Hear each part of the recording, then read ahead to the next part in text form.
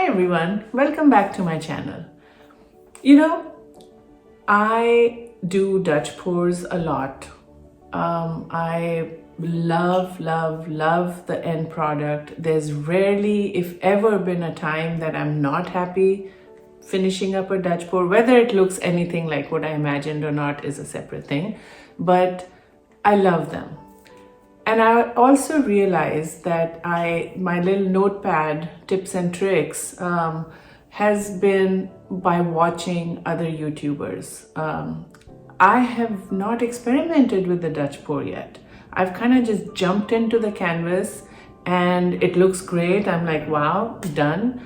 So this time around, I took an old recycled large canvas of mine. You might recognize the painting that I'm about to pour over. And then I used that as my test bed sandbox, played around with consistencies of paint, of how to hold the dryer, what speed to hold the dryer at. And I'm sharing the results with you because I feel like it will definitely benefit anyone. It definitely helped me, and now I'm very confident about what I need to do and how I need to do it. I think the next time around when I'm doing a Dutch pour, the end product will be gorgeous as always, but it'll also be something like what I had imagined that it would be. So anyway, I'll stop talking, let you watch the video. If you have any other tips and tricks for me, I'd really appreciate you sharing them in the comments below. I'm using the paint that I had scraped off a previous pour so that this color is not my choice, but I'm just kind of reusing old paint. And then I have this paint that I want to finish up. So it's nothing to do with the color combination. Do not judge me on the color selected. So the one thing that works every single time consistently, and I can vouch for its efficacy, is that the base coat is definitely thinner. I would say at least like 30% thinner than the paint that you use for laying out the pattern. And when you're applying the base coat, you just need a very thin layer, thin and evenly laid out layer. So that foundation is a must-have for any Dutch pour.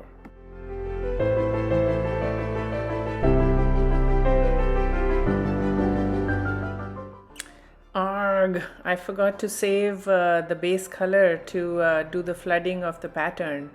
And so I'm going back and scraping off some of the base that's maybe not needed for my experiment. So I'm kind of detouring a little bit here from our main lesson learned. Apologies about that.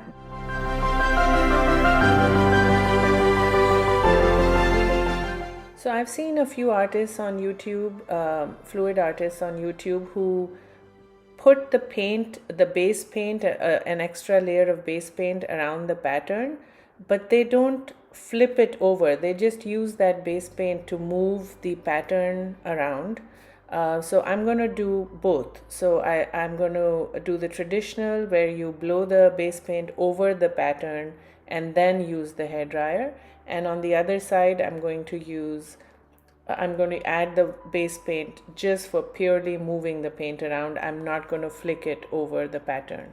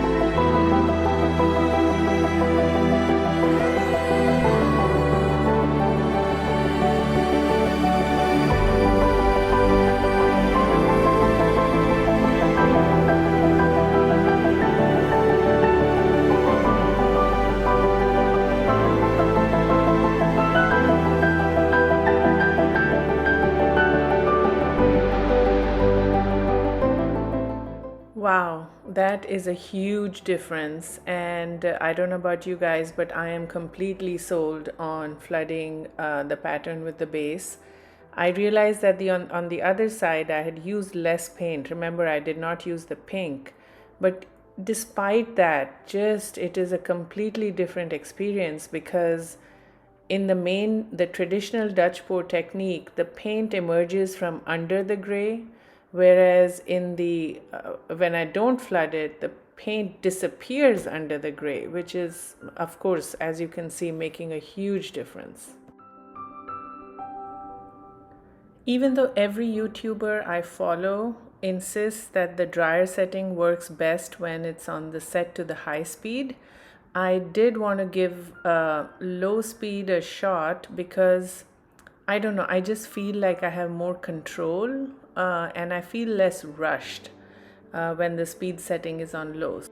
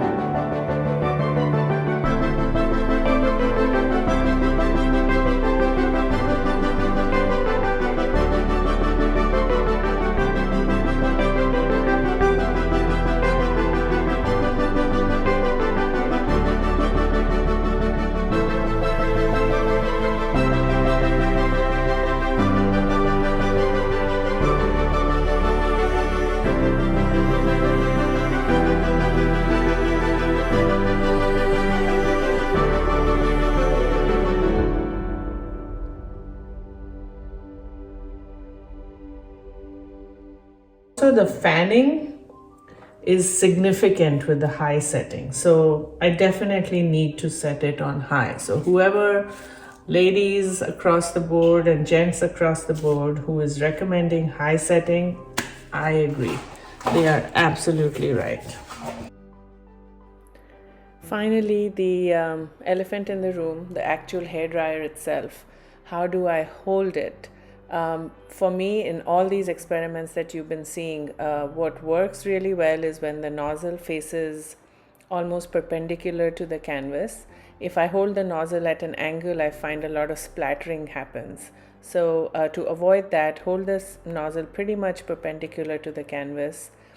And in terms of moving along the pattern, you kind of move up the pattern and then veer to the left or the right to create the petals. That way you're almost like collecting the paint and then fanning it out. That's about it. I hope you found this experimental video helpful. I know I certainly learned a lot doing it. Thanks for watching.